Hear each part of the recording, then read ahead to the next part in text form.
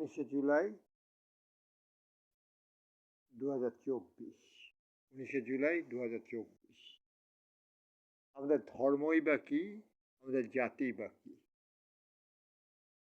19 জুলাই 2024 সালে লিখেছিল, শর্তবন্দি হওয়া চলবে না, চুক্তির মধ্যে জড়িয়ে পড়া চলবে না। লোকে অবসন্ন হয়ে পড়েছে। 15 বছরের বেশি সময় ধরে এই যে রক্তাক্ত জবাই চলছে, তা থেকে একটা অবকাশ চাইছে লোকে। কিছু কিছু বিচ্ছিন্ন ঘটনাকে একত্র করলে একটি দৃশ্য নির্মাণ করা যায়। বাসন্তী মালাকারের বাড়িতে অথবা সেফ হাউসে ভামপতি নান্নু, ভামপতি চান্নু মান্নু গোপন বৈঠকে বসছে। বাসন্তী মালাকার বাসদের নেতা। বাসদ এবং কমিউনিস্ট পার্টি এবং ওয়ার্কার্স পার্টির রণবাদীরা একত্রিত হইয়া ভাম সাজিয়াছে। তারা এখন লুটের টাকার ভাগ চাইছে, মানে একটা কমিশন, চেতনা বিক্রি কমিশন। ওই যে বামন টাইপের সমাজতান্ত্রিক বাসদের নারী, যে নারী মিছিল করে, স্লোগান মারে, তাকে নির্মাণ করিতে হইবে পরবর্তী স্লোগান দেওয়ার জন্য। যদি ঘটি ডুবে যায়, যদি নৌকা ডুবি হয়, তবে তাহারা ব্যাকআপ হিসেবে কাজ করবে। অর্থাৎ পতনের আশঙ্কা দৃশ্যমান না হলে তারা গোপন বৈঠকে দেন দরবার করিত না। প্রশ্ন আসে কিসের চেতনা? মুক্তিযুদ্ধের চেতনা, যা বর্তমান বাজারে হট কেকের লাহান বিক্রি করা যায়। মুক্তিযুদ্ধের প্রকৃত ইতিহাস জানার আর কোনো সুযোগ নাই। স্বীকার করতে বাধা নাই, বাংলাদেশের জনযুদ্ধটাই মুক্তিযুদ্ধ। বাংলাদেশের প্রথম জনযুদ্ধটাই মুক্তিযুদ্ধ। এই জনযুদ্ধের স্টেক হোল্ডাররা, সেজেছে আওয়ামী লীগ, অথচ আওয়ামী লীগের পক্ষে একক শক্তি হিসেবে মুক্তিযুদ্ধ পরিচালনা করা সম্ভব না। মুক্তিযুদ্ধকে কারা পরিচালনা করেছে? 1971 সালে মুক্তিযুদ্ধের মূল চালিকা শক্তি 71 সালের জনগণ। এই প্রমাণিত সত্যকে আওয়ামীপন্থীদের ক্রমাগত চিৎকার মিথ্যায় পরিণত করেছে। 1972 সালের জনগণ 1971 সালে মুক্তিযুদ্ধ পরিচালনা করে না। 1971 সালের চেতনা 1972 সালে রূপান্তরিত হয় ভিন্ন চেতনায়, অর্থাৎ রাষ্ট্র গঠনের চেতনায়। স্মরণে রাখিতে হইবে, জীবনধারা চাপ চেতনাকে গড়ে। যখন আওয়ামীপন্থীরা বলে 71-এর চেতনা, তখন তারা অতীতমুখী আচরণ প্রকাশ করে। এই অতীতমুখী আচরণ কাদের জন্য বা কার কারণে? মানুষের ঘাড়ে যে নিঃশ্বাস ফেলছে, অর্থাৎ ভারতীয় আধিপত্যবাদকে জিয়ে রাখার জন্য একটা বুদ্ধিজীবী শ্রেণীর উত্থান সবসময়ের জন্য মানুষে জারি রাখা হয়। যারা ভারতীয় আধিপত্যবাদকে ভিন্ন চোখে দেখাবে, বলবে ভারত আমাদের বন্ধু। Hasina demand safe exit. এটা অবিশ্বাস্য নয় বা ভগবানের বাণী নয়, ইহা এখন দেখিবার অপেক্ষায়। কারণ গতকাল মানে 18 জুলাই 2024 হইতে বাংলাদেশ অফলাইনে। এর মাঝে হাসব ফুরুত। ভারতীয় পুঁজি পরিবেষ্টিত বাংলাদেশের পুঁজির পক্ষে এতই অনমনীয় একটা ব্যাপার যে বাংলাদেশের ক্ষমতা পুনরায় দখল করার যে কোনো সুযোগ আঁকড়ে ধরবে ভারতীয় পুঁজি। স্মরণে রাখতে হবে, ভারত এখন একটা সামন্তবাদী রাষ্ট্র এবং ভারতীয় পুঁজি কখনোই চাইবে না বাংলাদেশের পুঁজি বিকাশ লাভ করুক। এই প্রেক্ষাপটে জুলাইয়ের শেষে হাসিনার যখন পরিপূর্ণ পরাজয়ের আসন্ন বিপদ, যখন ছাত্ররা তাকে প্রায় চূর্ণ করতে উদ্যত, তখন ভারত চেষ্টা চালিয়ে গেছে একটা নিরাপদ সমাধানের জন্য। 47-এর রাষ্ট্রভাগের পর 24 আগস্ট বা তারপর বাংলাদেশের ইতিহাসকে নিয়ন্ত্রণ করেছে ক্ষমতাধর অ্যাসপিওনাস জগৎ। বাংলাদেশের রাজনীতি এদের পছন্দ নয়। অনুমান মনে হলে অনুমান। ডায়েরি লিখছি, ডায়েরি লেখার সুবিধা হলো এই হঠাৎ শেষ করা যায়। যেমন 1 বছর 2 মাস 10 দিন পর আজ মহাসপ্তমী সোমবার। তারিখ বদলাতে আরও 4 ঘন্টা 10 মিনিট অবশিষ্ট আছে। সেপ্টেম্বর 2025, 1-20 8 ঘন্টা। সেপ্টেম্বর 2025 শেষ হতেও 28 ঘন্টা লাগবে, মানে 1-20 8 ঘন্টা। মনে করি শেষ 20 দিবস রজনী বিগত হইয়াছিল। মনে করা যাক 420 রাতের দিনের হিসাব করা হইতেছে।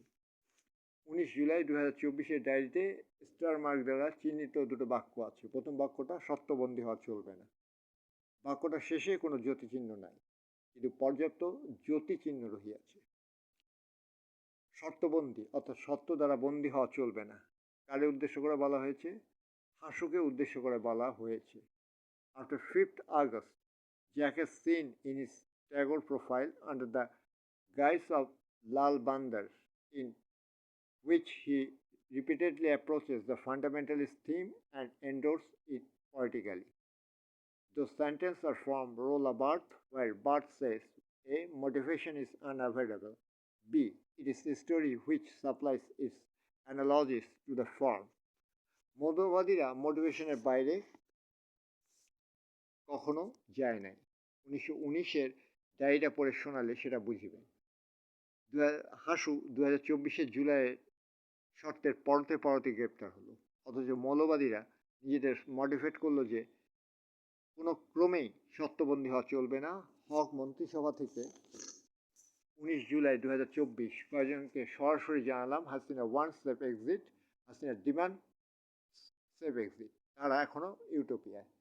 তারপরে তারকা চিহ্নিত বাক্যটা ছিল চুক্তির মধ্যে জড়িয়ে পড়া চলবে না। কোন চুক্তি? সেটা হাসিনার সাথে মৌলবাদী গ্রুপের চুক্তি। মৌলবাদী গ্রুপ আষ্টে পৃষ্ঠে নেমে গেছে রাজপথে সাজাতে সংসার। আওয়ামী ছাত্রলীগেরা যুবলীগেরা পিছু হচ্ছে, তাদের পিছুটান বেশি। আওয়ামী লীগের শাখা প্রশাখার সংগঠনগুলো নৈতিকতা হারিয়েছে, অযুত লক্ষ নিযুত কোটি পরিমাণে দুর্বৃত্তায়ন করেছে। প্রমাণ চাইছেন? ডক্টর আফম খালিদ হোসেন দৈনিক নয়া দিগন্তের পর্দায় প্রকাশ করেছিলেন ট্রাম্পের কাছে প্রিয়ার নালিশ। কে প্রিয়া? খালিদ হোসেন জানাচ্ছেন, বাংলাদেশ হিন্দু বৌদ্ধ খ্রিস্টান ঐক্য পরিষদের কেন্দ্রীয় সাংগঠনিক সম্পাদক প্রিয়া সাহা ওরফে প্রিয়া বালা বিশ্বাস কর্তৃক মার্কিন যুক্তরাষ্ট্রের প্রেসিডেন্ট ডোনাল্ড ট্রাম্পের কাছে বাংলাদেশের সংখ্যালঘু নির্যাতনের বিষয়ে সরাসরি নালিশের ঘটনা মিডিয়ায় সমালোচনার ঝড় তুলেছে। তিনি মহিলা ঐক্য পরিষদের কেন্দ্রীয় কমিটির সাধারণ সম্পাদক ছিলেন। বিশ্ববিদ্যালয়ে পড়াশোনা করার সময় তিনি ছাত্র ইউনিয়নের বামপন্থী রাজনীতির সাথে ছিলেন সম্পৃক্ত। পেশার পয়েন্টগুলো ধরা যাক। এক, তারা মুসলিম মৌলবাদী গ্রুপ এবং তারা সবসময় রাজনৈতিক আশ্রয় পায়। 2, বাংলাদেশের 3,70,00,000 হিন্দু বৌদ্ধ ও খ্রিস্টান নিখোঁজ রয়েছেন, দয়া করে আমাদের লোকজনকে সহায়তা করুন, আমরা আমাদের দেশে থাকতে চাই। তারা আমাদের বাড়িঘর পুড়িয়ে দিয়েছে, তারা আমাদের ভূমি দখল করে নিয়েছে, কিন্তু এখন পর্যন্ত কোনো বিচার পায়নি। প্রিয় যোদ্ধা প্রিয়তম হাসিনা, তোমার 45 বছরের রাজনৈতিক অভিজ্ঞতাকে ধুলায় মিশিয়ে দিয়েছে সেই সময়ের স্বরাষ্ট্রমন্ত্রী আসাদুজ্জামান খান কামাল এবং অর্বাচীন বালক মোহাম্মদ শাহরিয়ার আলম নামক পররাষ্ট্র প্রতিমন্ত্রী। তুমি হাসিনা কাদা ছোড়াছুড়ি স্তব্ধ করলে না কেন? সঙ্গে সঙ্গে কেন কইলে না এইসব পারফেক্ট বাস্টারদের? কেন বললে না? The Hindu public is looking for here is the gradual construction of a highly moral image. মানবতা বিরোধী যুদ্ধ অপরাধ বিচারার্থে গঠিত ট্রাইব্যুনালের অ্যাডভোকেট রানা দাশগুপ্তকে হে হাসু হে প্রকরণবাদ আমার 2015 সালে লাল কার্ড দেখালেন। মানে 2015 সালে ফরিদপুরের জেলা প্রশাসক রানা দাশগুপ্তের বিরুদ্ধে নোটিশ ইস্যু করেছিলেন। আওয়ামী লীগেরা তখন ভুলিয়া গিয়েছে বাংলাদেশের সংবিধান রচনার নৃতাত্ত্বিক বাস্তবতা সহ সমাজতাত্ত্বিক প্রেক্ষাপট, ঐতিহাসিক কারণ। রানা দাশগুপ্তের পয়েন্ট একটাই, মিসিং পিপল, যার বাংলা পরিভাষা নিরুদ্দিষ্ট বা হারিয়ে যাওয়া জনগোষ্ঠী। প্রিয়া সাহার ডিসঅ্যাপিয়ার এবং মিসিং পিপল এর মাঝে বাল পরিমাণ ফারাক আছে। বাল মানে কিন্তু চুল। আওয়ামীদের আত্মশ্লাঘা আত্মগরিমা তখন তুঙ্গে, আমাদের বালটাও ছিঁড়তে পারবে না। বাল অর্থ কেশ, কেশের সমার্থক শব্দ চুল, কুন্তল, অলোক, চিকুর, কেশপাশ, কেশদাম, কবরী। কবরী মানে মিনা পাল, সুতরাং সিনেমার কবরী। দিনাজপুরের মুন্সিপাড়ার পোটলাকাগার আবিষ্কার কবরী। রানা দাশগুপ্ত কইছেন, পাকিস্তানের পরিসংখ্যান ব্যুরোর তথ্য অনুযায়ী 1947-এর দেশভাগের পর অবিভক্ত পাকিস্তানের সংখ্যালঘু জনগোষ্ঠী ছিল 29.7%। 1971-এর পর তা কমে 19 থেকে 20% হয়। বাংলাদেশ পরিসংখ্যান ব্যুরোর সর্বশেষ জরিপ, যা 2011 সালে সম্পাদিত হয়, সেখানে দেখা যাচ্ছে সংখ্যালঘুদের সংখ্যা 97%। দশমিকের পরে 6, 7, 8, 9 থাকলে সংখ্যাটা 9.7%। দশমিকের পরে 6, 7, 8, 9 থাকলে পূর্ণ সংখ্যা ধরা যায়। তাহলে 10% সংখ্যালঘু। ওয়াও, আর কি চাই? এর চাইতে বড় দুর্বৃত্তায়ন আর কি হতে পারে? এই তো ইথনিক ক্লিনজিং। সেই সময় ঢাকায় নিযুক্ত যুক্তরাষ্ট্রের রাষ্ট্রদূত শেখ হাসিনার পীর চাবড়ে বলেন, বাংলাদেশ ধর্মীয় সহিষ্ণুতার নিদর্শন। প্রিয়া সাহার অভিযোগ ঠিক নয়। দাচকবরা বিনয়ের প্রেমিকা গায়ত্রী শব্দটা ভুইলা গেল। গায়ত্রীদি কইছিল, অসতের প্রতিমূর্তি, ফিগার অফ এভিল। আওয়ামী লীগের ভুইলা গেল যুক্তরাষ্ট্রের প্রাপ্য যুক্তরাষ্ট্রকে দাও। গায়ত্রীর কথা কইতাছি, দাঁড়িপাল্লার একটা পাল্লা হয়ে দাঁড়ালো বিশ্বজনীন, অন্য একটি পাল্লা দিতে ভর করলো বিশ্বজোড়া ধর্মবিভেদ। এবং বহু ধর্মীন দেশে এই শ্রেণীনির্ভর তথাকথিত বিশ্বজনীন জাগতিকতার উল্টো হয়ে দাঁড়ালো সাম্প্রদায়িকতা, ধর্মান্ধতা। আবার দাড়িপাল্লাওয়ালারা যুক্তরাষ্ট্রের পোষ্যপুত্র কইলে পোষানি, জারজপোলা কইলে বেজন্মার পুত, বাস্টার্ড পোয়া। পররাষ্ট্র প্রতিমন্ত্রী মোহাম্মদ শাহরিয়ার আলম রেসলিং খেলতে নামলেন। এমন এক রেসলিং শাহরিয়ার খেললেন যেখানে কোনো নিয়ম নীতির বালাই নাই। দাড়িপাল্লার হাতে অস্ত্র তুইলা দিলেন এই রাজাকার। বদরুদ্দিন উমরকে যদি বাস্টার্ডরা রাজাকার বলে, তবে তোরা রাজাকারের উপর ৩ ঘাত, রাজাকার কিউ। শাহরিয়ার নিজের ফেসবুক পেজে প্রকাশ করলেন প্রশাসন, বিচার, আইন, শিক্ষা ও স্বাস্থ্য বিভাগে এবং পুলিশ, আনসার, সীমান্তরক্ষী, কোস্টগার্ড, ফ্যান্ড, সেনা, নৌ ও বিমান বাহিনীতে সংখ্যালঘুরা উচ্চ পদে রাষ্ট্রীয় দায়িত্ব পালন করছেন তা জনসমক্ষে প্রকাশ করা প্রয়োজন। এটা বোকাচোদা। আরেকখানে সরস হইয়া কইলেন, পিয়াসার স্বামী প্রজাতন্ত্রের দুর্নীতি দমন কমিশনের মতো একটি দায়িত্বশীল প্রতিষ্ঠানের পরিচালক। ডক্টর আফম খালিদ হোসেন তাহার কুলাবে বলেন, চরম মুসলিম বিদ্বেষী ট্রাম্প ডয়েরাজে কত বড় ডাবল ডেকার তার প্রমাণ তো পাইছেন। ডলার আইতে শুরু করলো যে ২৬ লাখ ভারতীয়রা বাংলাদেশে কাজকাম করছে, সেটা ওই বোকাচোদা শাড়িয়ার বাঞ্চরটাই প্রচার করতে সাহায্য করিয়াছে। আরে বোকাচোদা, বঞ্চিত বাঞ্চত, কূটনীতির বালটাও তো বুঝিস না। হালার বেল্লি, ফলে হাসু পতিত হইল ফান্দে।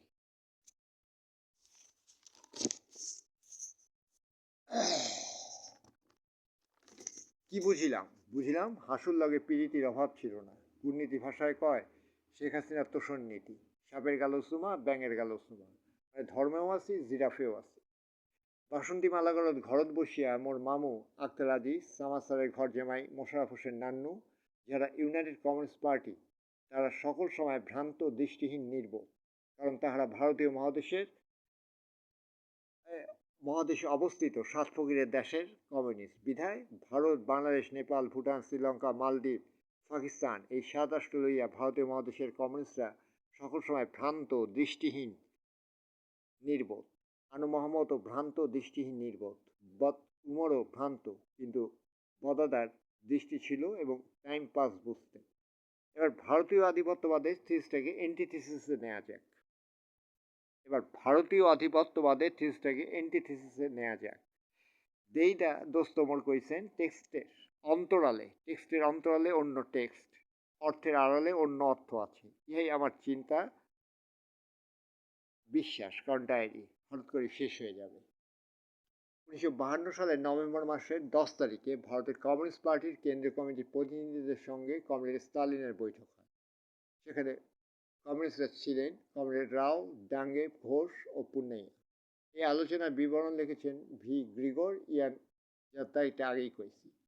রাশিয়ার সামাজিক ও রাজনৈতিক রাষ্ট্রীয় লেখাগারে অনুবাদ করে প্রকাশিত এই আলোচনা বৈঠক রাশিয়ান থেকে ইংরেজিতে অনুবাদ করেছেন বিজয় সিংহ, বাংলায় অনুবাদ করেছেন গৌতম গাঙ্গুলি। কমরেড স্টালিন স্পষ্ট করে বলছেন, ভারতের বিভাজন ইংরেজদের এক জুয়াছুরি। আপনারা পাকিস্তান, ভারত ও শ্রীলঙ্কার সামরিক অর্থনৈতিক সংযুক্তি চান। এই ৩টি রাষ্ট্র যারা কৃত্রিমভাবে বিভক্ত, তারা ভবিষ্যতে ঘনিষ্ঠ হবে, যার পরিণত হবে এই দেশগুলি পরস্পর সংযুক্ত হবে। পাকিস্তান ও শ্রীলঙ্কার অভিজ্ঞতা এর বিরুদ্ধে থাকবে, কিন্তু জনগণের সঙ্গে তাদের সম্পর্কে সন্দেহ থাকবে। এরপর এই কমরেড স্টালিনের বিস্ফোরক বক্তব্য, প্রথম সুযোগেই বাংলার যে অংশ পাকিস্তানের সাথে আছে তা পাকিস্তান থেকে খসে পড়বে।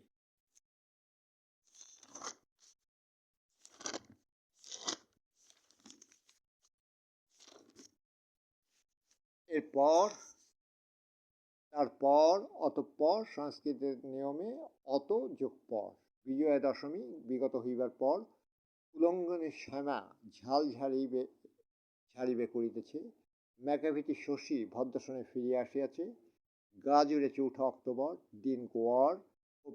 ও প্রিয়া আপনি কোথায়? এখন তো মৌলবাদী পক্ষরা বলিবে, হরিবোল, গুহার কাপড় তোল। সব ১২ মোতাবেক ১৯ আশ্বিন ১৪৩২, শনি শনি শনি শনি শনি, গোবিন্দ প্রিয়া তুই গোয়ার তুমি করলে কেন? ২০১৯-এর স্বরাষ্ট্রমন্ত্রী আশ্চর্যমান খান এবং পররাষ্ট্রমন্ত্রী মোহাম্মদ শাহরিয়ার আলম না হয় সেই কবিতার লাহান আমাকে সম্রাট নামে ডেকো, মহারাজ নামে ডেকো, সাড়া পাবে। কারণ সম্রাটের যুগ শেষ হলেও সকলেই সম্রাট হতে চায়। রাজার পোশাক না থাকলেও মহারাজ নামে ডাকলে একটা আভিজাত্য বোধ কাজ করে। তাই কামাল শাহরিয়ার কাউবাকাদের নয়ফল নয়, আমাদের সম্রাট বা মহারাজা বলে ডাকলে সাড়া দেব। তুমি হে প্রিয়া সাহা, আপনি যে কোকিলের কোকিলের কোকিলের নিজের ডিম দিয়ে আসলে, তুমি হে প্রিয়া সাহা, আপনি যে কোকিলের নিজের ডিম দিয়ে আসলেন, তাতে কার গোয়া মারা গেল? গোয়ায় যদি চন্দ্রবিন্দু থাকে তবে সেটা হয় মিলেমিশে একসঙ্গে বাস করা। আবার অতিবাহিত করা যেমন হয় তেমনি অনুগমন করা হয়। চন্দ্রবিন্দু না থাকিলে সেটা হবে পোত। চন্দ্রবিন্দু সংযুক্ত পোত মানে প্রিয়া কিবা বুঝে ঘিয়ের মর্ম, কানে কর্পূর লাগায় পোতে। কমরেড বদ্দা এমনই বদ্দা যে কমরেড স্টালিন আলোচনাকে পাত্তাই দেন নাই। সেটা আগেই বলেছি। সেটা ঘটেছিল 1951 সালের 9 ফেব্রুয়ারি। পশ্চিমবঙ্গের মাওবাদীরাও ইহা জানে বিধায় তারা 2 × 1 ফরমার একটা প্রিন্টেড মেটার মুখ পাঠাইছিল। সেটাও বহুকাল আগে। ভারতের কমিউনিস্ট পার্টির কেন্দ্রীয় কমিটির প্রতিনিধিদের কমরেড স্টালিনের কিছু গুরুত্বপূর্ণ পয়েন্ট তুলে ধরছি। ভারতবর্ষ ইংরেজদের শাসনাধীন, আমেরিকান নয়। আপনাদের সৈন্যবাহিনীতে আধিকারিক ও বিশেষজ্ঞরা ইংরেজ, আমেরিকান নয়। এগুলি ঐতিহাসিক তথ্য। এর থেকে নিজেদের আলাদা করা অসম্ভব। আমি বলতে চাই, পার্টি যেন সমস্ত করণীয় কর্তব্য দ্বারা নিজেকে ভারাক্রান্ত না করে। যেমন সারা বিশ্ব জুড়ে সাম্রাজ্যবাদের বিরুদ্ধে লড়াই, এটি কাজ হাতে নেওয়া আবশ্যিক। ইংরেজ সাম্রাজ্যবাদের হাত থেকে নিজেকে মুক্ত করা, এটি ভারতবর্ষের জাতীয় কর্তব্য। খ, এমনভাবে ফ্রন্ট গঠন করা দরকার যাতে আপনি নন, সত্য বিচ্ছিন্ন হবে। ক পয়েন্টটা লক্ষ্য করুন। ভারত আজ ইংরেজ সাম্রাজ্যবাদকেই শুধু নয়, আমেরিকান সাম্রাজ্যবাদকেও তোয়াক্কা করে না। ভারতের কংগ্রেস পার্টির সেই সময়ের নেতারা নিজেদের ভারাক্রান্ত করে নাই। যেমন বঙ্গবন্ধু পাকিস্তানের সাম্রাজ্যবাদ থেকে বাংলাদেশকে মুক্ত করতে চেয়েছিলেন, এটাই ছিল পাকিস্তানকালীন আওয়ামী লীগের জাতীয় কর্তব্য। ভারতের নেতারা স্বাধীনতা লাভের পরপরই সাম্রাজ্যবাদের বিরুদ্ধে লড়াইয়ে যান নাই। এখন যদি বলি বঙ্গবন্ধু স্বাধীনতা লাভের পরপরই সাম্রাজ্যবাদের বিরুদ্ধে লড়াইয়ে গিয়েছিলেন, সঙ্গে সঙ্গে বর্তমান আওয়ামী লীগাররা আমাকে লাল বদল, রাজাকার সহ আরও বহুত কিছু কইব। তারা 2 পাতা বেশি পড়েছে, 2 পাতা বেশি পড়ছে, তারা তো কইবই। মুইও শুনি। খ পয়েন্টটা পড়েন। 1947 সালের 15 আগস্টের পর ভারতীয় কংগ্রেস এমনভাবে ফ্রন্ট গঠন করলো যে ভারতকে আজতক বিচ্ছিন্ন করা সম্ভব হলো না। বিচ্ছিন্ন হলো পাকিস্তান। সেটার কারণও কমরেড স্টালিন ব্যাখ্যা করেছেন। কমরেড স্টালিনের একটা বাক্য ভারতে কংগ্রেস অক্ষরে অক্ষরে পালন করেছে। সামন্ত প্রভুদের বিচ্ছিন্ন ও বিলুপ্ত করা এবং ইংরেজ সাম্রাজ্যবাদকে টেনে নামানোর জন্য আপাতত অন্য সাম্রাজ্যবাদীদের ছোবেন না। আপনারা যদি এইভাবে অগ্রসর হন তাহলে কাজটি সহজতর হবে। এখন আমেরিকানরা যদি তাদের নাক গলায়, তাই তাদের বিরুদ্ধে লড়াই পরিচালনা করা আবশ্যিক হয়ে পড়বে। কিন্তু মানুষ বুঝবে আপনি নন, ওরা আক্রমণ করেছে। ভারতীয় কংগ্রেস সামন্ত প্রভুদের ধীরে ধীরে বিচ্ছিন্ন করেছে, কিন্তু 1972 সালে বঙ্গবন্ধু সামন্ত প্রভুদের বিচ্ছিন্ন করতে পারে নাই। এই সকল সামন্ত প্রভুরাই 1974-এর দুর্ভিক্ষের জন্য অপরাধী। যেহেতু তিনি সোভিয়েত ব্লকে ঢুকে পড়েছেন, সেহেতু তিনি আমেরিকানদের নাক গলানোটাকে ঠান্ডা করার জন্য তার চরম সত্য ভূতকে ঢাকায় আনলেন। অথচ যুদ্ধ পরবর্তী তার নীতি হওয়া উচিত হলো আরও বেশি কূটময়, অর্থাৎ এদেশের পাবলিকের সাথে সাথে ঘুরে বেড়ানো, সামন্ত বহুদের হুমকি দেওয়া, কৃষকদের মাঝে যৌথ খামার খুলে দেওয়া। যা হওয়ার তা হয় নাই। স্বাধীনতা উত্তর আওয়ামী লীগে ফ্রন্ট গঠন করতে না পারার ব্যর্থতাও তার। মণি, তোফায়েল, রব, মাখন, শাহজাহান, সিরাজ তথা স্বাধীন বাংলা ছাত্র সংগ্রাম পরিষদের ছাত্র নেতাদের নিয়ন্ত্রণ করতে না পারার অসফলতা তাকে নিতে হবে। মনে রাখতে হবে, আমেরিকার সাম্রাজ্যবাদ ঘাড়ের উপর নিঃশ্বাস ফেলছে। মনে রাখতে হবে, মাওয়ের চীনও সাম্রাজ্যবাদী শক্তি, যার প্রভাবে সিরাজ শিকদার, কর্নেল তাহের সহ অজস্র ছাত্র নেতা প্রভাবিত। মাওবাদ সাম্রাজ্যবাদের ক্যাটালিস্ট হিসেবে কাজ করে যাচ্ছিল। এই সুপ্রিয় সুপিতা, আপনি জানতেন পাকিস্তান সাম্রাজ্যবাদের বিরুদ্ধে জনগণের বিদ্রোহ জরুরি। একই সাথে জরুরি পাকিস্তানের বিরুদ্ধে জাতীয় বুর্জুয়াদের প্রগতিশীল অংশের বিদ্রোহ। এখানে আপনি সফলতর আইকন, যেন আপনি লেনিন। কিন্তু হে সুপ্রিয় সুপিতা, আপনার মধ্যে এই ধারণা প্রচলিত ছিল যে এক আঘাতেই সব সাম্রাজ্যবাদীদের তাড়াতে হবে, সব, অর্থাৎ পাকিস্তান, আমেরিকান এবং চীন। কিন্তু এই ধরনের ফ্রন্ট গঠন অসম্ভব। সব ধরনের জাতীয় ফ্রন্টের ধারালো ছুরি পাকিস্তান সাম্রাজ্যবাদের বিরুদ্ধে ধাবিত কেন করলেন না? আমেরিকান সহ অন্যান্য সাম্রাজ্যবাদীদের কেন ভাবতে দিলেন না যে আপনি তাদের সম্পর্কে চিন্তিত নন? এটা জরুরি, কারণ আপনার কাজ যেন আপনার বিরুদ্ধে সমস্ত সাম্রাজ্যবাদীদের ঐক্যবদ্ধ না করে, তার জন্য আপনাকে তাদের মধ্যে অনৈক্যের বীজ বুনতে হতো। আপনি সেটা না করে বাংলাদেশের প্রকাশ্য শত্রু ভুট্টোকে ডেকে আনলেন। এসবই জানা কথা, জানা ইতিহাস। তবে কেন এসব আচার কাহিনী? কারণ শাস্ত্রে বলে, গুণবান যদি পরজন, গুণহীন স্বজন তথাপি নির্গুণ স্বজন শ্রেয়, পর সদা। গুণহীন, নির্গুণ, অশিক্ষিত, অসচেতন এবং সদা সর্বদা ফান্দে পতিত হওয়া বাঙাল স্বজন মোর শ্রেয়তর স্বজন। সাম্রাজ্যবান গুণবান, যেমন ফরাসিরা ৩০০ বছর ধরে শিল্পকলা, সৌন্দর্য তত্ত্বের, নন্দতত্ত্বের জগৎকে শাসন করলেও ফরাসিরা তাদের উপনিবেশের কলোনি সম্পর্কে সম্পূর্ণ নির্বিকার। British, American, German, Portuguese, Russian, Holland সহ সকল পুরনো সাম্রাজ্যবাদীরা অতি অতি অতি অতি অতিশয় গুণবান হইলেও তাহারা পর, তাহারা কখনোই সজ্জন নহে। শাস্ত্রে আরও বলে, যেমন এরিক ডার্ডেল বলছেন, it is said that history is the science of the past. B.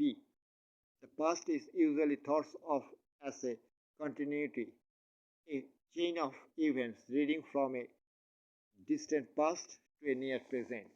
ইতিহাস হইতেছে অতীতের বিজ্ঞান, বিজ্ঞান হইতেছে পরীক্ষা নিরীক্ষা, পর্যবেক্ষণ ও পদ্ধতিগতভাবে লব্ধ সুশৃঙ্খল জ্ঞান। এমতো সুশৃঙ্খল জ্ঞানের আলোয় কি বাংলাদেশের মুক্তিযুদ্ধের ইতিহাস লেখা হইয়াছে? হাসুবু, স্বজন হারানোর বেদনার কথা তুমি এতবার কইছ, কিন্তু 1947-এর 14 ও 15 আগস্ট হইতে 1975-এর পুরো সময় জুড়ে এবং তারপরের 50 বছরে যাহারা বাংলাদেশের নিমিত্তে নিঃশেষে প্রাণ দিয়েছেন, তাহাদের বেদনা হাসুবু তুমি কি কখন জিজ্ঞাসা করিয়াছ? অতীত হইতেছে চিন্তার শেকল, শতবর্ষের পুরনো অতীতের শেকলটাই আজকের বর্তমানকে বান্ধিয়া রাখিতে পারে। ইতিহাস আসলে রঙের খেলা হাসুবু, যে খেলার যে নিয়ম। ইতিহাস লইয়া খেলতে গিয়া তুমি ধরা খাইছো গো হাসু। কমরেড স্টালিন এই আলোচনা কইলেন, ১. সাম্রাজ্যবাদ হলো অন্যের দেশ দখলের রাজনীতি। আপনাদের জাতীয় বুর্জোয়ারা কি সত্যিই দেশ দখলের চিন্তা করেন? মধ্য বৃহৎ বুর্জোয়ারা আপনাদের জাতীয় শোষক। ভারতীয় বুর্জোয়ারা কখনোই বাংলাদেশের দখলের রাজনীতি করেননি, কারণ তখন ভারতের নুন আনতে পান্তা ফুরায়, তারপর ঘাড়ের উপর নিঃশ্বাস ফেলছে পাকিস্তান এবং চীনা মাওয়ের জাতীয় বুর্জোয়ারা। ভারতের তখনও এবং জাতীয় শোষক ও বৃহৎ বুর্জোয়ারা, বাংলাদেশেও তাই। ২. বুর্জোয়াদের একটি বাজার প্রয়োজন, ভালো বাজার। কৃষকরা যদি জমির মালিকানা পায়, তাহলে এক আভ্যন্তরীণ বাজার তৈরি হবে, যেখানে কেনাবেচা করার ক্ষমতা আছে এমন মানুষ থাকবে। প্রচার মাধ্যমে এই কথাগুলি স্পষ্ট করে ব্যাখ্যা করা আবশ্যক। এই সুপ্রিয় সুপিতা শ্রীমৌর, আপনি বুঝতে পারলেন না ভুট্টো ইতিহাস ভুলে নাই।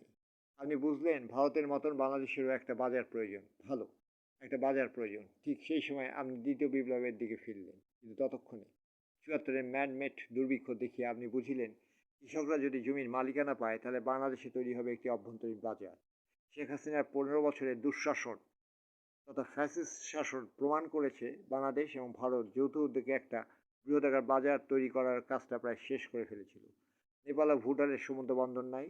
নেপাল বাংলাদেশের করিডোর দিয়া বাংলাদেশের সমুদ্র বন্দর ব্যবহার করিবে, রাজস্ব পাইবে বাংলাদেশ। কিন্তু জ্ঞাতিত্ব, ভ্রাতৃত্ব, জাতির স্বার্থকে মীর জাফরের অতীত ভুলিতে দিল না,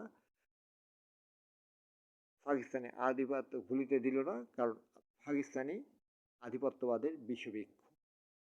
কমরেড উমরের ৭১-এর ইতিহাস বিষয়ে আওয়ামী লীগারদের ঠোঁটের গ্লসি বিভ্রান্ত হইল, কিছুটা তো সত্য বটে, কারণ মল্লিকা সেনগুপ্তের ভাষায় হিজড়ে ছিল ইতিহাসবিদ। এরপরে স্টালিনের সুবিখ্যাত বিশ্লেষণ, ভারতের বিভাজন ইংরেজদের এক জুয়াচুরি। বঙ্গবন্ধু ইহা হাড়ে মজ্জায় বুঝেছিলেন, আর অসমর্থ আত্মজীবনী ইহার প্রত্যক্ষ প্রমাণ। কমরেড উমর পর্যন্ত বলেছেন, শেখ মুজিবুর রহমান নিজের গুণাবলী ও কর্মদক্ষতার কারণে এদেশের অতি গুরুত্বপূর্ণ রাজনৈতিক ব্যক্তি হিসেবে ভূমিকা পালন করেছিলেন। ঐতিহাসিকভাবে এটা অস্বীকার করা ইতিহাস বিষয়ে মূর্খতার সামিল। ইহা উমরের সিদ্ধান্ত এবং তার বিশ্লেষণ শেখ সাহেব সম্পর্কে। ক. পড়াশোনা ও তাত্ত্বিক বিষয়ে শেখ মুজিবের কোনোদিন কোনো আগ্রহ ছিল না, তবে তার ছিল অসাধারণ কাণ্ডজ্ঞান বা কমন সেন্স, এবং দেশের জনগণ তাদের চিন্তাভাবনার স্তর সম্পর্কেও তার ধারণা অনেক পরিষ্কার ছিল। এদিক দিয়ে তিনি পড়াশোনার ঘাটটা অনেকটাই পূরণ করে নিয়েছিলেন। কমরেড ওমর, আপনি জানলেন কেমনে কমরেড ওমর আপনি কেমনে জানলেন শেখ মুজিবের পড়াশোনা ও তাত্ত্বিক বিষয়ে কোনো আগ্রহ ছিল না? আপনি তো আবালের লাহান কথা কইছেন। 1947 সালের 14 আগস্ট থেকে 1971 সালের শেষ পর্যন্ত শেখ সাহেবের জীবনটাই ছিল জেল জীবন। আর বন্দি জীবনের সুবিধে অজস্র, পড়ার সুবিধা ছাড়াও শোনার সুবিধে, শুনলে পরে তর্ক হবে, তর্ক হলে তাত্ত্বিকতা আসবে। ঘেন্না করুন, লেইনে নাহার ঘেন্না করুন। কারণ হাসিমের দোদুল্যমানতাকে চিহ্নিত করা যদি অপরাধ হয়, তবে শেখ সাহেব অপরাধী।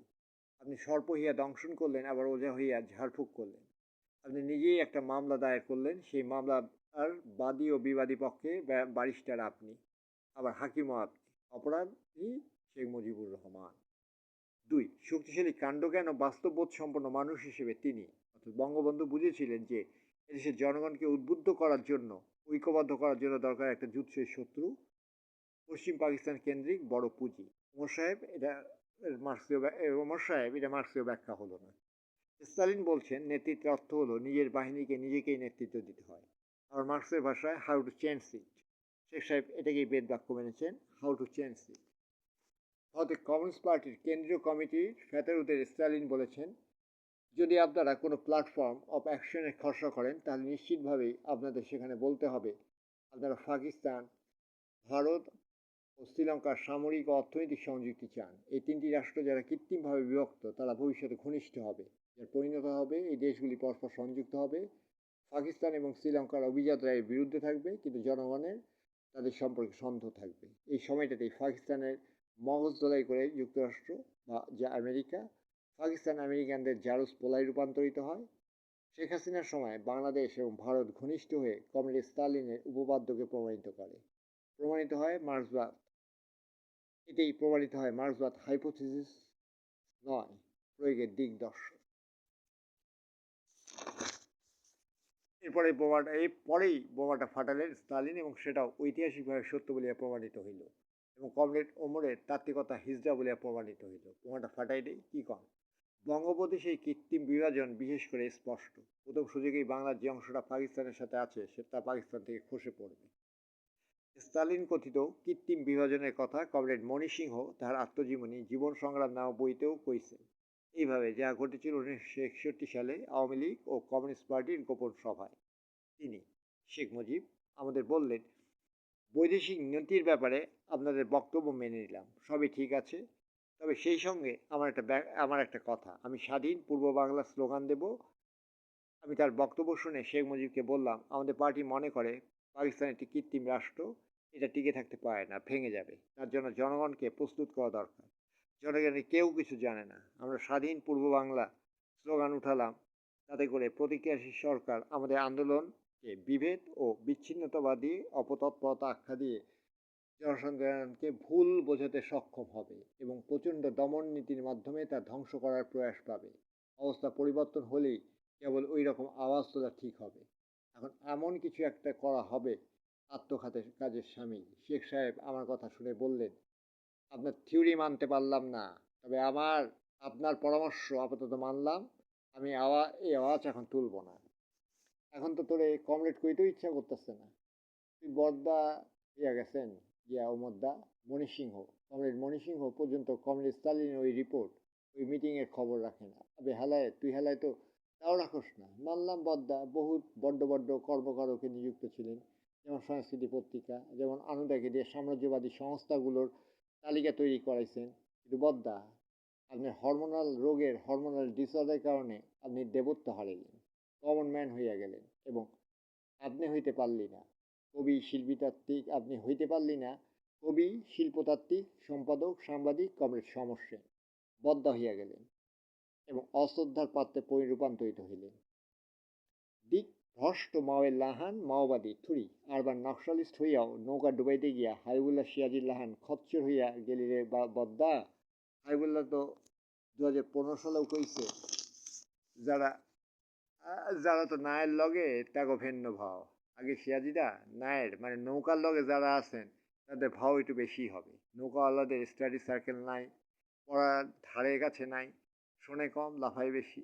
2015 সাল তাই না? ততদিনে সিরাজুল ইসলাম চৌধুরীর নেতৃত্বে জোনায়েদ সাকি, ইনামুল হক, আহমেদ কামাল, জাহেদ আহমেদ, পারভিন হাসান, মুস্তফা মজিদ, মজহারুল ইসলাম বাবলা, মোহাম্মদ হাবিবুর রহমান নামক একগাদা দিশাহারা নাবিক তৈরি করেছেন উচ্চতর মানবিক ও সামাজিক বিজ্ঞান গবেষণা কেন্দ্র। এই কেন্দ্রখানার সম্পাদক ও যোগাযোগ ঢাকা বিশ্ববিদ্যালয়ের টিএসসি সংলগ্ন কোনো এক ফোর্ট উইলিয়াম দুর্গ। আবার ইহাদের কার্যালয় ধানমন্ডিতে, 62/1 ধানমন্ডি আবাসিক এলাকা, সড়ক নাম্বার 12/A, মোবাইল নাম্বার 01817057780। তো আমাগো কমিউনিস্ট পার্টির চোখের মনিদা ও খোকা রায়ের লগে 1961 সালের ওই মিটিংয়ে আওয়ামী লীগের পক্ষে ছিলেন শেখ মুজিব ও তোফাজ্জল হোসেন মানিক মিয়া। কইতেছিলাম কি, গুজব ছড়াইয়েন না। গুজব ছড়াতে পারে এমন কোনো রচনাও লিখতে যায়েন না। আপনাকে ইউটোপিয়ান চিন্তাগুলো মৌলবাদীরা গুজব আকারে ছড়াইছে। আমি এই মফস্বলে থাকা সাধারণ একটা বালছাল মানুষ, বাউদিয়ালাহান ঘরবন্দি থাহি, ডায়েরি লিখি।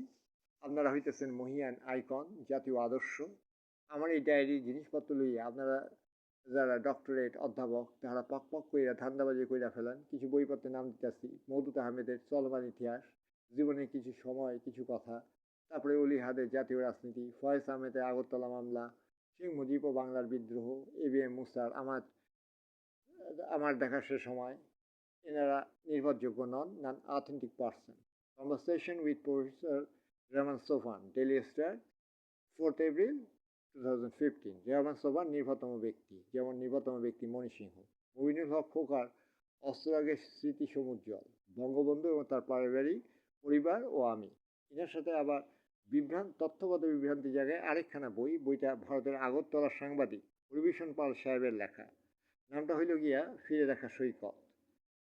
তবে যদি সম্ভব হয় তবে হে ডক্টরেট অধ্যাপকগণ তারকালোকে 1987 সালের 14 এপ্রিলে কাজী আরিফ আহমেদের স্বাধীন বাংলা বিপ্লবী পরিষদ ও স্বাধীন বাংলাদেশের পতাকার নেপথ্য কাহিনী পইরা লইয়েন।